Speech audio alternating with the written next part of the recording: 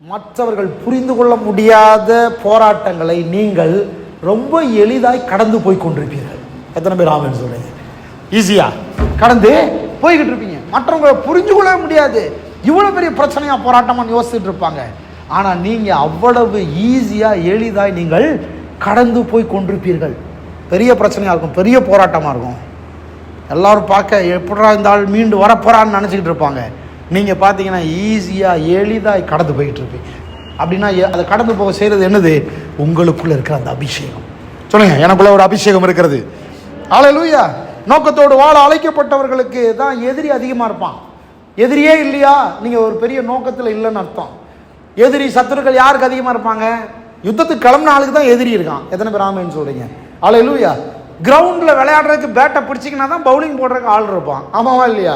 நீங்கள் கிரவுண்டில் உட்காந்து வேடிக்கை பார்க்குற ஆளாக இருந்தால், கைத்தட்டுற ஆளாக இருந்தால், பேட் உங்கள் கையில் இருக்குமா, பால் உங்கள் கையில் இருக்குமா? ஒன்றும் இருக்காது. சவாலே கிடையாது. சவால் யாருக்கு அதிகம்? நோக்கம் உள்ளவர்களுக்கு தான் சவால் அதிகம். கைத்தட்டி ஒரு ஆமேன்னு சொல்லுங்க. ஆமேன். பெரிய நோக்கத்தோடு இருக்கிறீங்கன்றதை எப்படி பார்க்கறது? பார்த்தா தெரியாது. வெள்ளை சட்டை காக்கி பேண்ட்டை போட்டுருக்கிறாரு, இவருக்கு பெரிய நோக்கம் இருக்குதா? தெரியாது, பார்த்தா தெரியாது. வீட்டில் கொஞ்சம் கேட்டு பாருங்க, எவ்வளோ சவால் இருக்குது, எவ்வளோ சோதனை இருக்குது, எவ்வளோ பிரச்சனை இருக்குது, எவ்வளோ தேவை இருக்குது அப்படின்னு கேட்டு பாருங்க. ஆஹா, இந்த ஆள் பெரிய நோக்கம் உள்ள ஆள், தரிசனம் உள்ள ஆள், கனம் உள்ள ஆள், இவருக்குள்ள ஒரு அபிஷேகம் இருக்குது. அதனால தான். எத்தனை பேர் ஆமேன்னு சொல்றீங்க? இயேசு இப்போ இப்படிப்பட்ட ஒரு விசேஷத்தை நோக்கத்துக்காக அழைக்கப்பட்டவரா இல்லைன்னா அவருக்கு அதுக்கு சிலுவை, அவருக்கே எவ்வளோ பெரிய பாடு, எவ்வளோ பெரிய உபத்திரம். இயேசுன்னு பேர் வச்ச எல்லாரையுமே சிலுவையில் அடிச்சாங்களா? இயேசுன்னு பேர் வச்சிருக்கிற எல்லாருக்குமே ஆணி அடிச்சாங்களா? தலையில முள்முடி சூட்டினாங்களா? இயேசுன்ற பேர் வச்சிருக்க எல்லாருக்குமே நடந்துச்சா? இல்லை. இந்த இயேசு வேற நோக்கத்திற்காக அபிஷேகம் பண்ணப்பட்டவராக இருக்கிறாரு.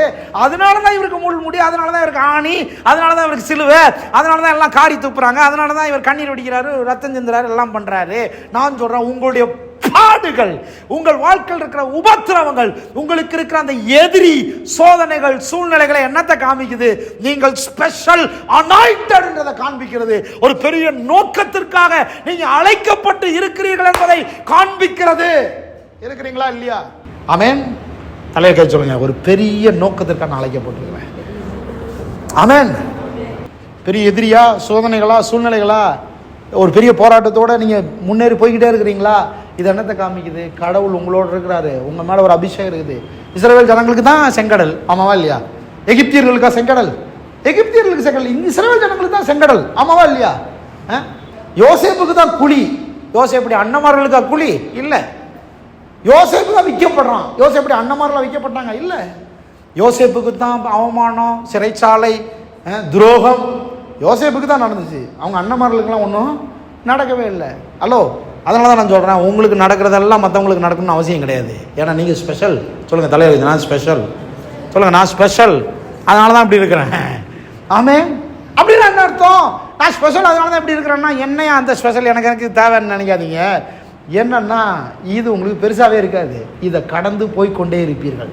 மற்றவங்க புரிஞ்சுக்கவே மாட்டாங்க, நீங்கள் கடந்து போய்கொண்டே இருப்பீர்கள். மற்றவங்க யோசிச்சுட்டே இருப்பாங்க, இதெல்லாம் எப்படி சமாளிக்கிறதுன்னு. நீங்கள் கடந்து போய்கொண்டே இருப்பீர்கள். ஆமென். இருக்கிறீங்களா? ஆமென்.